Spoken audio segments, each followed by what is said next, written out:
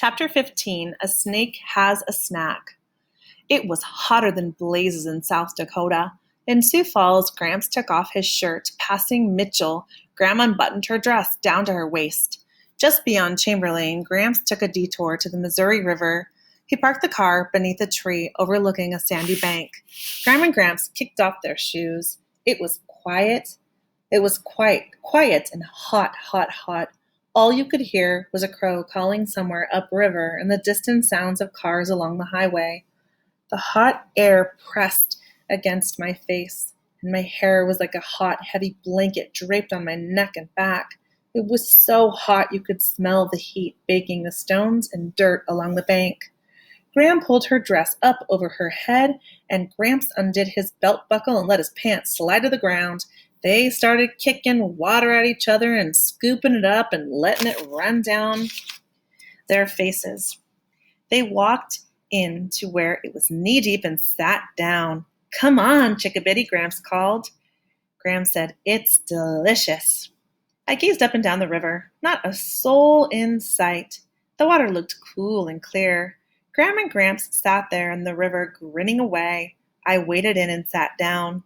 It was nearly heaven, with that cool water rippling, a high, clear sky all around us, and trees waving along banks. My hair floated all around me.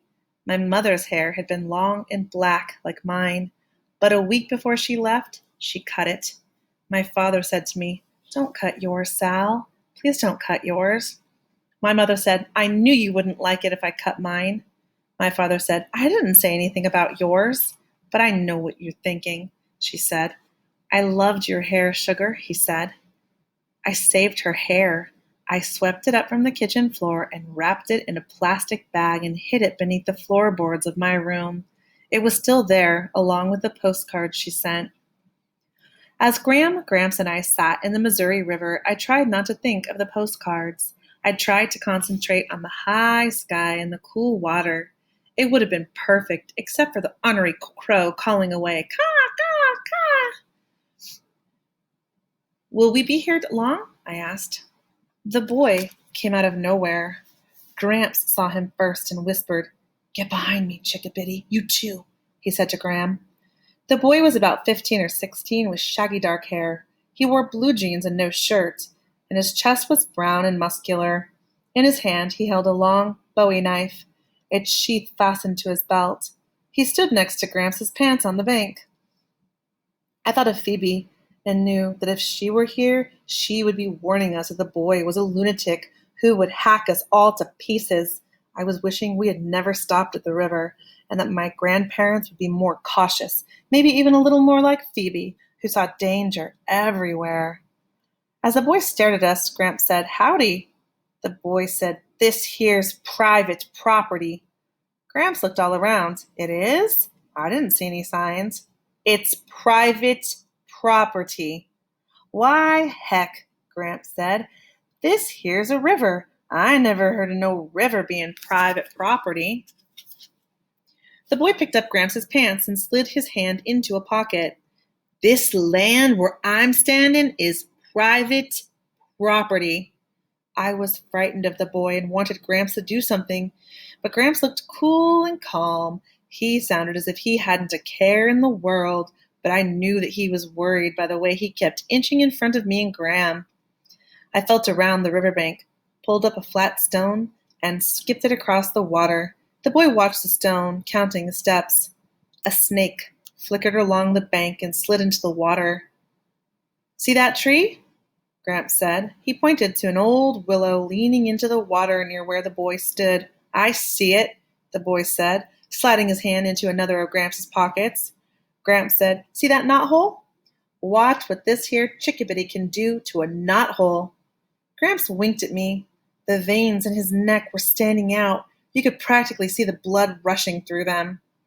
I felt the river bed and pulled up another flat, jagged rock. I had done this a million times in the swimming hole in Bybanks. I pulled my arm back and tossed the rock straight at the tree. One edge embedded itself in the knothole. The boy stopped rummaging through Gramps' pockets and eyed me. Gramps said, "Oh!"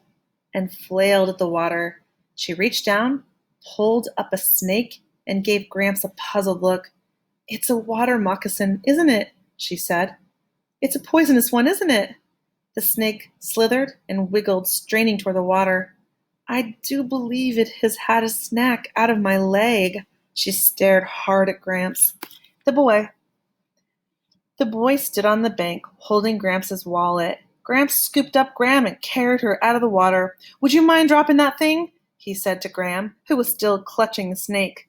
To me, he said, "Get on out of there, Chickabiddy." As Gramps put Gram on the river bank, the boy came and knelt beside her. "I'm sure glad you have that knife," Gramps said, reaching for it. As he made a slit in Gram's leg across the snake bite, blood trickled down her ankle. I grabbed Gramps' hand and she stared up at the sky. Gramps knelt to suck out the wound, but the boy said, "Here, I'll do it." The boy placed his mouth against Gram's bloody leg and sucked and spit and sucked and spit. Gram's eyelids fluttered. "Can you point us to a hospital?" Gramps said. The boy nodded as he spit. Gramps and the boy carried Gram to the car and settled her in the back seat while I snatched their clothes from the riverbank. We placed Gramps' head on my lap and her feet on the boy's lap, and all the while the boy continued sucking and spitting. In between, he gave directions to the hospital. Gram held onto my hand. Gramps, still in his boxer shorts and dripping wet, carried Gram into the hospital. The boy's mouth hovered over her leg the whole time, sucking and spitting. Gram spent the night in the hospital.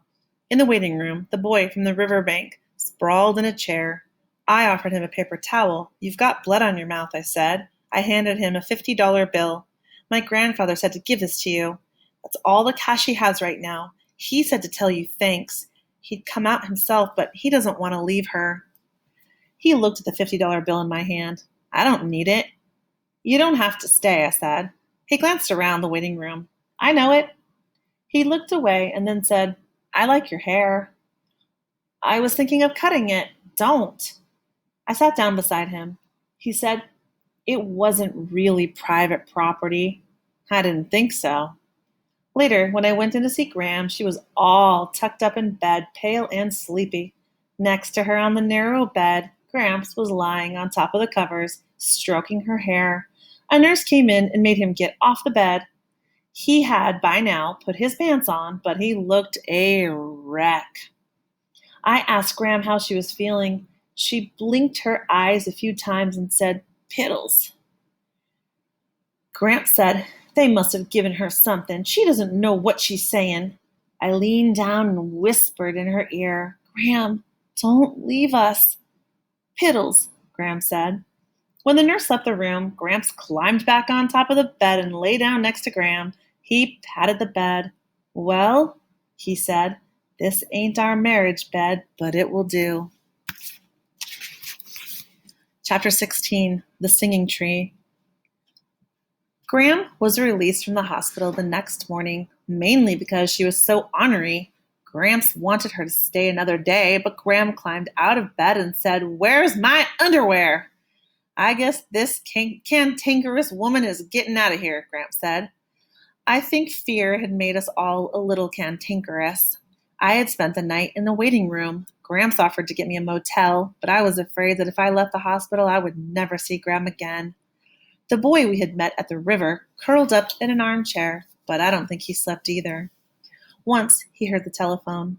I heard him say, "Yeah, I'll be home in the morning. I'm with some friends." The boy woke me up at 6 o'clock and said Gram was much better. He handed me a piece of paper. "It's my address, in case you ever want to write or anything, but I'd understand if you didn't." I opened the paper. "What's your name?" He smiled. "Oh, yeah, right." He took the paper and added his name, Tom Fleet. "See ya," he said. As we were checking out of the hospital, I asked if we should call my father. Gram said, "Well, now, Chickabiddy, I thought about that, but it's only going to make him worry. Do you think we could wait and to call him when we get to Idaho?" Gramps was right, but I was disappointed. I was ready to call my father. I wanted very much to hear his voice, but I was also afraid that I might ask him to come and get me. Outside the hospital, I heard the warbling of a bird, and it was such a familiar warble that I stopped and listened for its source. Bordering the parking lot was a rim of poplars. The sound was coming from somewhere in the top of one of those trees, and I thought instantly of the singing tree in Bybanks. Next to my favorite sugar maple tree, beside the barn, is a tall aspen.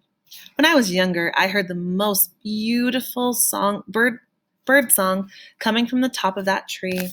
It was not a call. It was a true bird song with trills and warbles. I stood beneath that tree for the longest time, hoping to catch sight of the bird who was singing such a song. I saw no bird, only leaves waving in the breeze. The longer I stared up at the leaves, the more it seemed that it was the tree itself that was singing. Every time I passed that tree, I listened. Sometimes it sang, sometimes it did not. But from then on, I always called it the singing tree. The morning after my father learned that my mother was not coming back, he left for Lewiston, Idaho. Grandma and Gramps came to stay with me.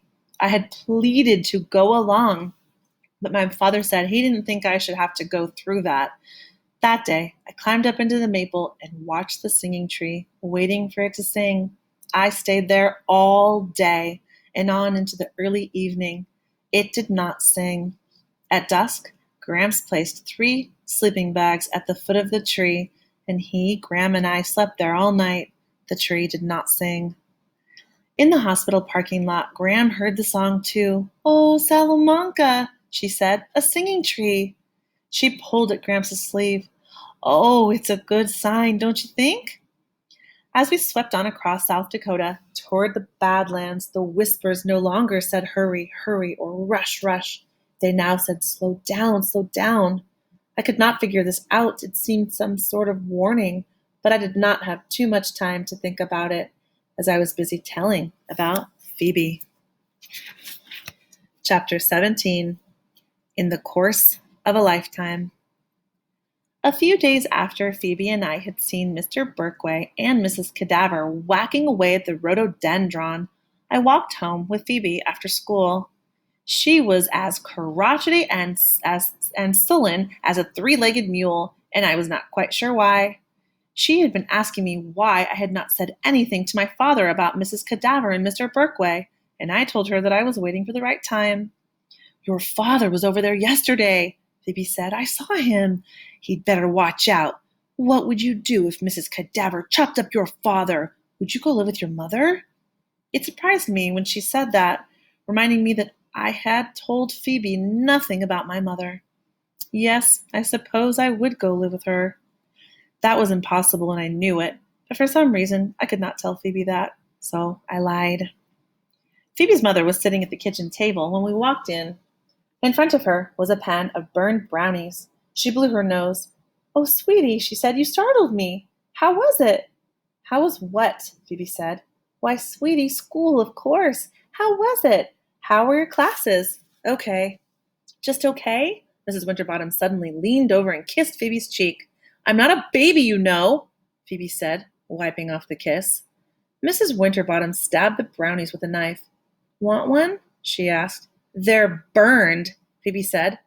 "Besides, I'm too fat." "Oh, sweetie, you're not fat," Mrs. Winterbottom said. "I am." "No, you're not." I am." Phoebe shouted at her mother. "You don't have to bake things for me. I'm too fat. And you don't have to wait here for me to come home. I'm 13 now." Phoebe marched upstairs. Mrs. Winterbottom offered me a brownie, so I sat down at the table. What I started doing was remembering the day before my mother left. I did not know it was to be her last day home. Several times that day, my mother asked me if I wanted to walk up in the fields with her. It was drizzling outside, and I was cleaning out my desk, and I just did not feel like going. "Maybe later," I kept saying. When she asked me for about the 10th time, I said, "No, I don't want to go. Why do you keep asking me?" I don't know why I did that. I didn't mean anything by it, but that was one of the last memories she had of me, and I wished I could take it back. Phoebe's sister, Prudence, stormed into the house, slamming the door behind her. "I blew it! I just know it!" she wailed. "Oh, sweetie," her mother said. "I did. Prudence said. I did. Mrs. Winterbottom half-heartedly chipped away at the burned brownies and asked Prudence if she would have another chance at the cheerleading tryouts. Yes, tomorrow, but I know I'm going to blow it. Her mother said, maybe I'll come along and watch. I could tell that Mrs. Winterbottom was trying to rise above some awful sadness she was feeling, but Prudence couldn't see that. Prudence had her own agenda, just as I had my own agenda. That day, my mother wanted me to walk with her. I couldn't see my own mother's sadness. What? Prudence said. Come along and watch? Yes, wouldn't that be nice? No? Prudence said. No, you can't. It would be awful. I heard the front door open and shut, and Phoebe came in the kitchen waving a white envelope. Guess what was on our steps, she said. Mrs. Winterbottom took the envelope and turned it over and over before she slowly unsealed it and slipped out the message. Oh, she said, who's doing this? She held out the piece of paper. In the course of a lifetime, what does it matter? Prudence said, well, I have more important things to worry about, I can assure you. I know I'm going to blow those cheerleading tryouts. I just know it. On and on she went until Phoebe said, Cripes, Prudence, in the course of a lifetime, what does it matter? At that moment, it was as if a switch went off in Mrs. Winterbottom's brain. She put her hand to her mouth and stared out the window. She was invisible to Prudence and Phoebe, though. They did not notice. Phoebe said, Are these cheerleading tryouts such a big deal? Will you even remember them in 5 years? Yes, Prudence said. Yes, I most certainly will. How about 10 years? Will you remember them then? Yes, Prudence said. As I walked home, I thought about the message. In the course of a lifetime, what does it matter? I said it over and over. I wondered about the mysterious message, and I wondered about all the things in the course of a lifetime that would not matter. I did not think cheerleading tryouts would matter, but I was not so sure about yelling at your mother. I was certain, however, that if your mother left, it would be something that mattered in the whole long course of your lifetime.